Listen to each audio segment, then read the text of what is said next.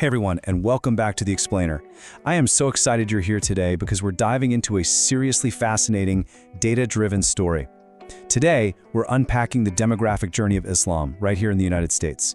We're going to explore exactly where this community started, the forces that are driving its growth, and where the data tells us it's heading over the coming decades. So whether you're a total demographics nerd or just someone curious about the cultural shifts happening right in our own neighborhoods, this explainer is going to give you a really clear look at the numbers and the human stories behind them. Let's jump right in.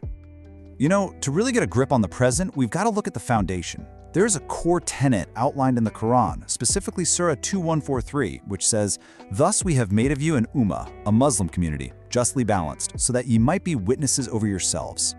Right from its very inception in the 7th century, Islam has had this deep historical commitment to a global presence. And wow, has that commitment yielded some phenomenal demographic results over the centuries.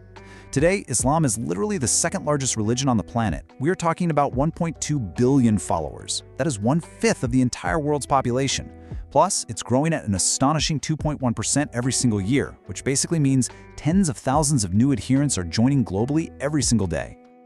Okay, let's move into Act 1, Historical Roots and Immigration. To understand where we are right now, we first need to look at how we actually got here. So while massive global growth is largely driven by high birth rates in Muslim-majority countries, the story here in the US is uniquely American. It's really been shaped by a massive 40-year surge in immigration. To see what this looks like on the ground, let's just zoom in on Texas as a prime example. Back in 1990, the Muslim population in Texas was estimated at about 140,000. Fast forward a bit over 2 decades to 2012, and higher birth rates combined with new arrivals caused those numbers to explode to nearly 400,000 individuals. Then, by 2020, the Association of Religion Data Archives placed the number solidly at over 313,000.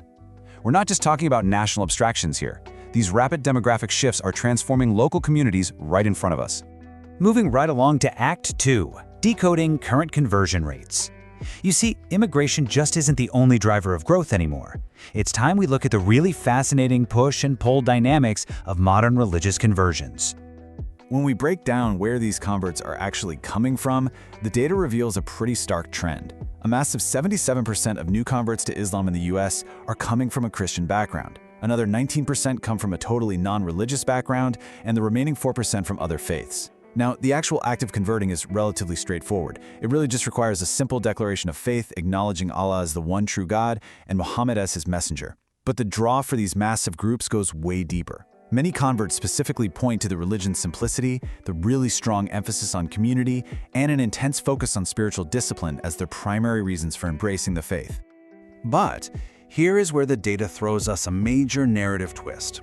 As enthusiastic as those conversion numbers might seem at first glance, Pew Research shows us something surprising. The number of Americans converting to Islam is almost exactly offset by those who decide to leave the faith. Just let that sink in for a second. Approximately 1 in 5 American Muslim adults were raised in a totally different faith tradition, but a nearly identical proportion of individuals who were raised Muslim no longer identify with Islam at all.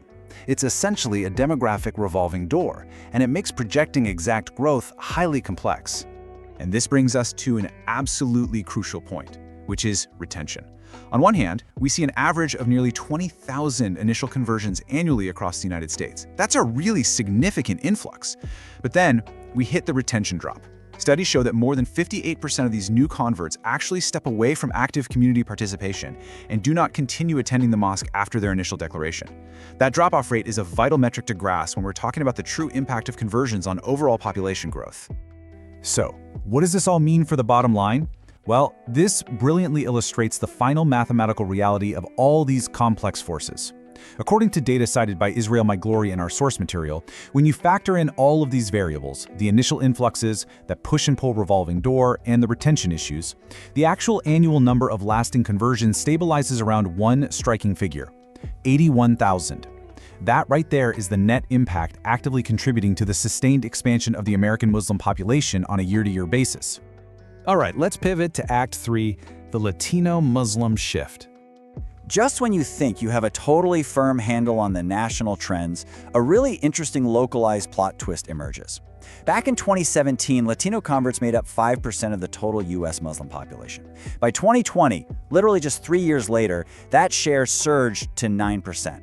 That means Latino interest in Islam nearly doubled its demographic footprint in a remarkably short window.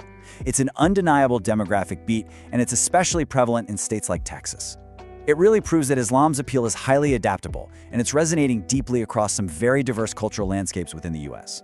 Which leads us directly into Act 4, Future Population Projections. So, what actually happens when you combine these historical immigration patterns, those birth rates, and the lasting conversions we just talked about over the next few decades? Well, these projections from Pew Research are stark, and they're incredibly revealing. By the year 2040, Muslims are projected to become the second largest religious group in the United States right after Christians. To put that into perspective, this trajectory is going to officially outpace Jewish population growth in the country. And looking even further ahead to 2050, the Muslim population is expected to hit 8.1 million people. That would make up 2.1% of the total US population. So, looking at the data, Islam is on track to nearly double its current share of the American demographic pie in just a few short decades. Ultimately, grasping these historical and contemporary demographic dynamics is absolutely crucial.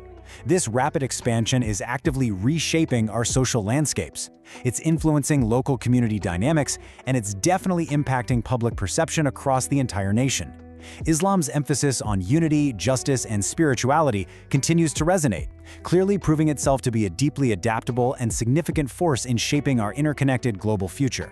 Which brings us to our final thought today, something I really want you to ponder long after this explainer's over. How will these shifting demographics redefine interfaith dialogues and the overall cultural landscape of the US in the coming decades?